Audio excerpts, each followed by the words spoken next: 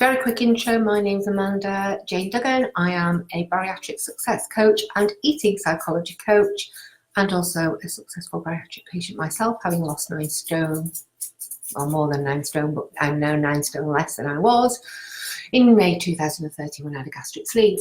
And I've kept that weight off, which is, for me, an absolute miracle. Through a combination of weight loss surgery and working on all of the mindset stuff, the psychology and everything behind it. Because for me, my journey is that I couldn't have done one without the other. I had to do them both together. My mission and passion is to help as many bariatric patients as possible to be infinitely successful long term through my coaching, my courses, and the stuff that I do on here. So yeah, that's all about me. So I'm not going to carry on with that much longer. It's not going to be a long one tonight. Probably only be about 20 minutes or so. But a couple of people have asked me if I'd do a live about the stages of eating and specifically about slider foods and food textures. And it's sort of a difficult one, this one, because when we first start after surgery, of course, we've got 2 or 3 days where we're on clear liquids, tea, maybe a bit of diluted juice, water, anything that is just clear liquid. And then, you know, we can go on to protein shakes, soup that can go through the prongs of a fork, so it needs to be very thin. And progressively, over a period of time, we make that food thicker.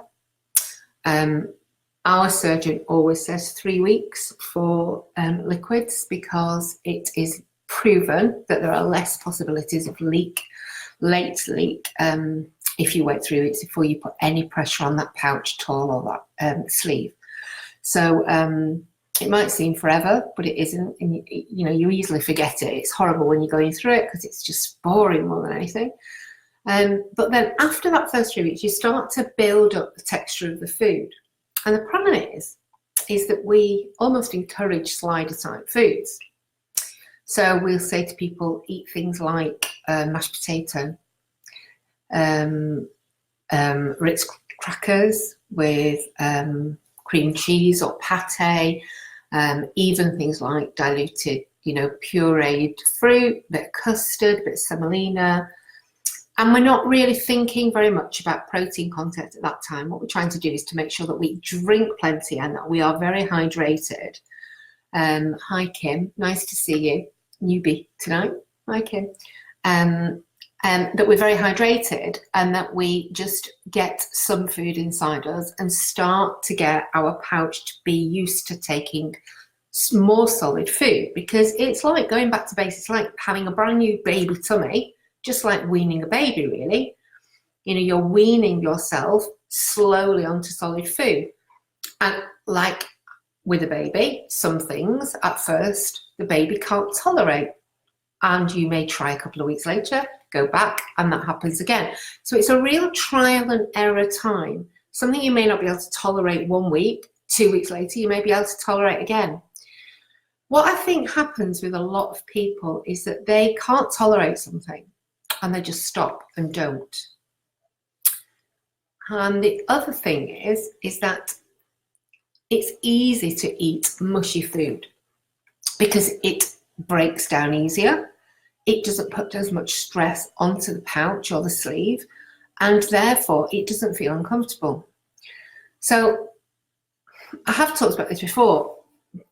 Our job as human beings is to try to stay in a place of ease rather than a place of pain.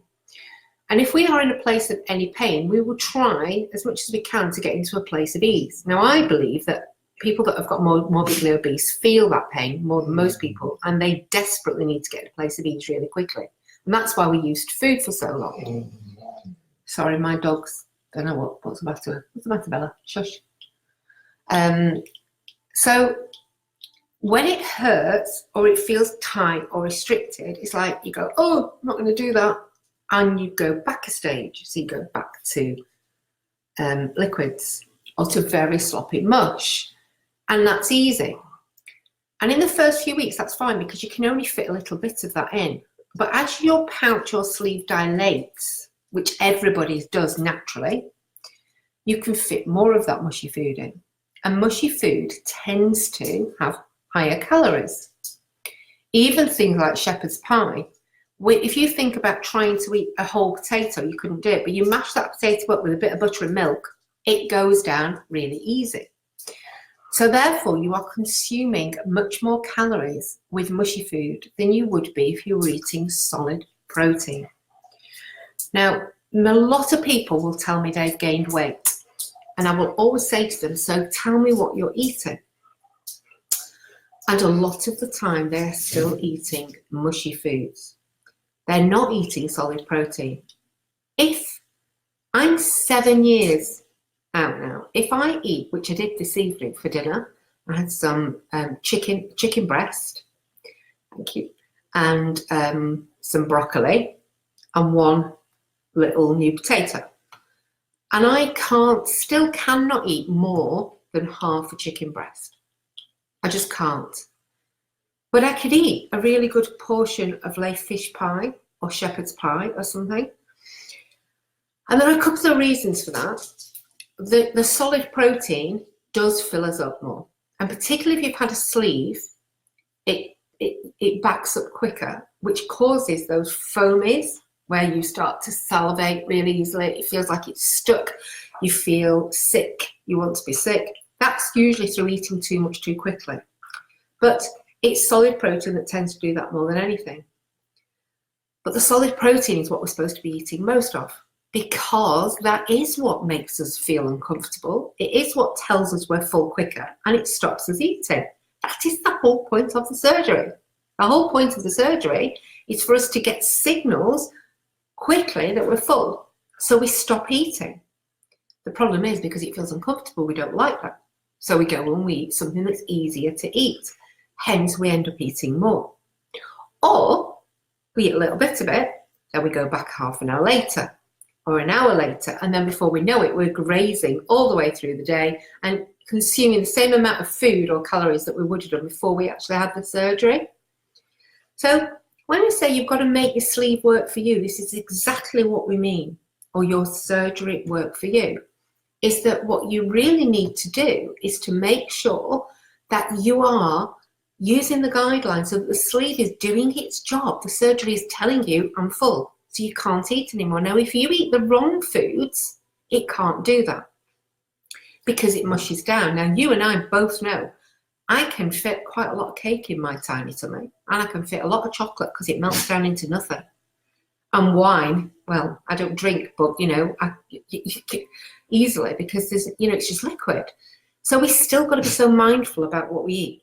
But if we talk about textures, if you are doing the 20-20-20 rule, which is a 20 pence size piece of food, chewing it a minimum of 20 times and stopping eating after 20 minutes, you shouldn't have any problem with eating solid protein, particularly after 12 weeks, 3 months. And in the first 12 weeks, yes, we're eating mushier food every week, trying to add a little bit more solid in. Even if it's uncomfortable, we have to push through that. Because if we don't, what happens is we're not weaning the baby. It's like a baby staying on baby food forever because it's more comfortable. You wouldn't do that to a child because it's not the right thing to do. So don't do it to yourself. And when you first give the baby lumps, it starts to spit them out because it feels uncomfortable. It can only eat a little bit because it feels uncomfortable. It gives them tummy ache. But because you know it's the right thing to do, you continue to try. And that's what you have to do with your surgery.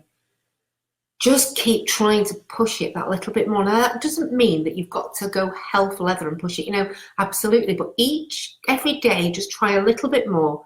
Or if you can't tolerate something at one stage, try it again a couple of weeks later, particularly solid protein, because 50% of your diet should be solid protein by 12 weeks out. And after 12 weeks, we should be going towards eating 3 meals a day and 1 or 2 high protein snacks, because we don't want to be grazing. If we're grazing, we can eat as much food as if we hadn't had the surgery. So it's so important to stick to these guidelines and use your tool in the way it's meant to be. Does everybody get me? Is there anything that nobody's not understanding there? Give me some thumbs up, some hearts, anybody who's there. If you're getting me, just let me know that you're there and that you're with me in this journey, because it can be a bit lonely doing these lives.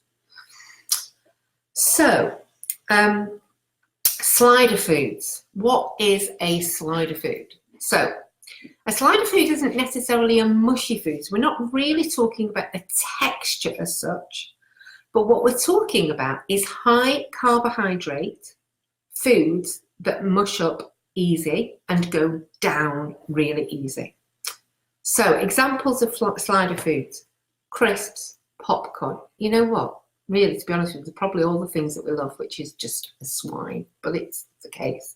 And it's all the things that got us fat in the first place. So crisps, popcorn, chocolate, biscuits, cake, Ritz crackers, anything like that. Anything that, pastries, anything that when you eat it in your mouth, the texture of it goes to liquid almost instantly before you swallow it. Whereas if you think about eating a piece of chicken, you can chew it 20 times, it still stays very high fibrous, texturous. Whereas if I put a piece of cake in my mouth and chewed it 20 times, it would just be a complete watered mess. I wouldn't be able to chew it 20 times. And there is actually a reason for this that you may not be aware of. Okay, so high starch or high carbohydrate foods do go down more easily because all the foods start these foods start mechanically digestion in the mouth when you chew. So there are enzymes and acids that are produced in your mouth that help to start to break down the food that you eat. And so the digestion starts in the mouth. So with carbohydrates, the enzyme digestion process starts very much in the mouth with your saliva. If you eat like a Ritz cracker, so if you put that on your tongue and left it there, it would start to taste sweet instead of salty. Try it. If you didn't chew it, you just left it there. That's because this salivary amylase, this digestive enzyme in your mouth, is breaking down the carbohydrates into sugar. And in a previous live, I've talked to you about that process of the body wanting to get the sugar as quickly as the glucose molecules, because that's what it needs to fuel your body, fuel all your muscles and your heart and your lungs and everything else. But if we eat too much sugar, it stores it as fat. So with carbohydrates or slider foods, that breaking down has already begun in the mouth. Now it does happen with protein, but not as much. And I'll talk about that a bit more in a minute. So this means that by the time that cracker or piece of popcorn or crisp reaches your stomach, it's been digested pretty well beforehand. So it's much softer and therefore it hits the stomach softer. But it also absorbs through into your bloodstream and transits through your bowel quicker. If we go back to protein, while some enzyme digestion of protein starts in the mouth, it primarily gets digested by hydrochloric acid, and protease is actually in the stomach. It goes into the stomach, so it's not being digested so much in the mouth. Its main digestion is in the stomach. So when a solid protein like chicken reaches your stomach pouch, it's only just starting to be digested. And your stomach has to work harder on it as a protein, which means if you've eaten a bit too fast or too large of a bite, you are going to notice it with protein because it hasn't been softened up before it reaches that tight little stomach pouch. And that's why we say a 20p piece size. And if you go too fast on, say, popcorn, for example, it's not a problem. I could sit and eat popcorn. It wouldn't have a problem to me. But if you went too fast on, I don't know, a piece of steak, or stewing steak or something, well, it feels awful. It's like stuck. You start to get foamy. You start to produce loads of saliva. It feels horrible. And this is why protein is so good for weight loss, because it takes longer to digest, so you aren't hungry for a longer amount of time.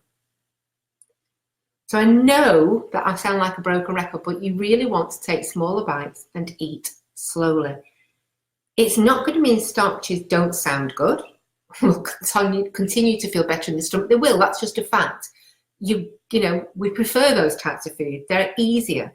But what it does mean is that you can tolerate the protein if you eat smaller amounts and chew it well and feel comfortable after your meal, even if it isn't as comfortable as a piece of cake or as chips, for example. At least it gives you a shot at making the right choice. So you still have to make the choice, and that's something no one else can do for you. But as my mum said, just because something goes well and feels good doesn't mean it's a good idea. You know, what's good for you, you know, what we like is not always good for us. So your body isn't telling you something.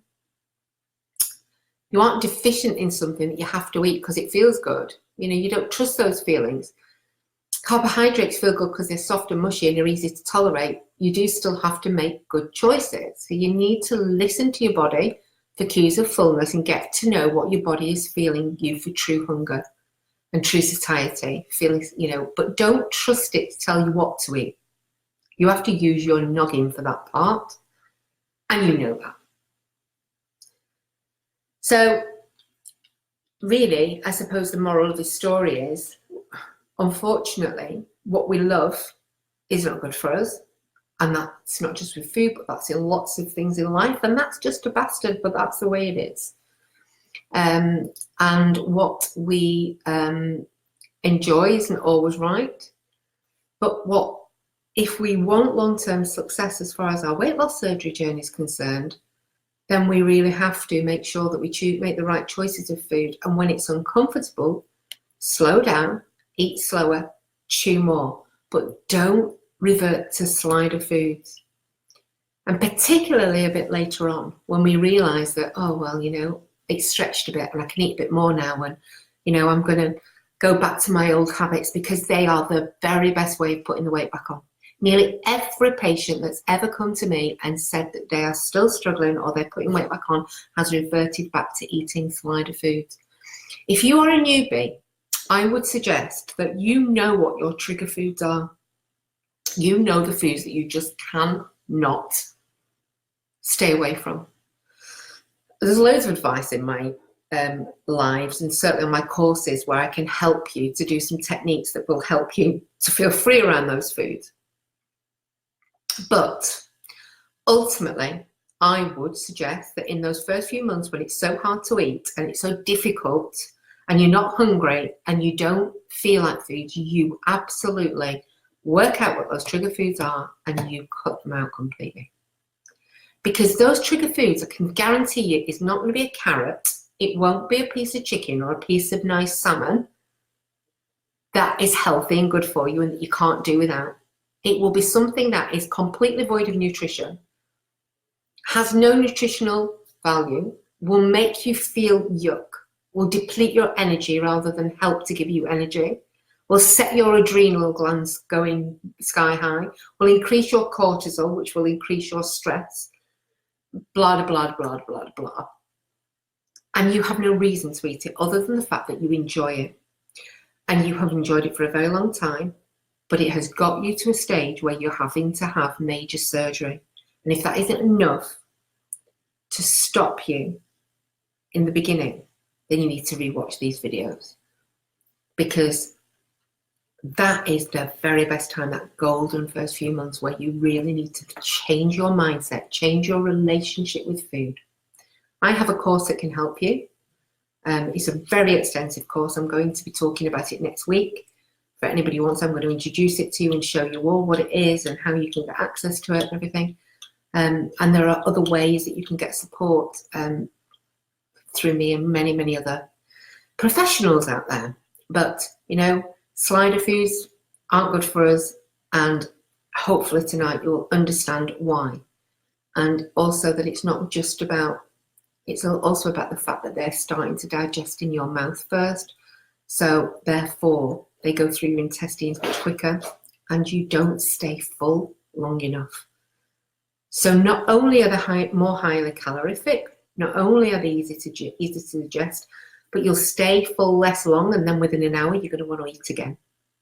So on all levels, might not what you want to hear, but really cut them out. Now, okay, I'm off. It's only been 21 minutes. I think that's a bit of a record for me. Take care, beauties. It's so lovely to see you. Sending so much love, and see you next week. Bye.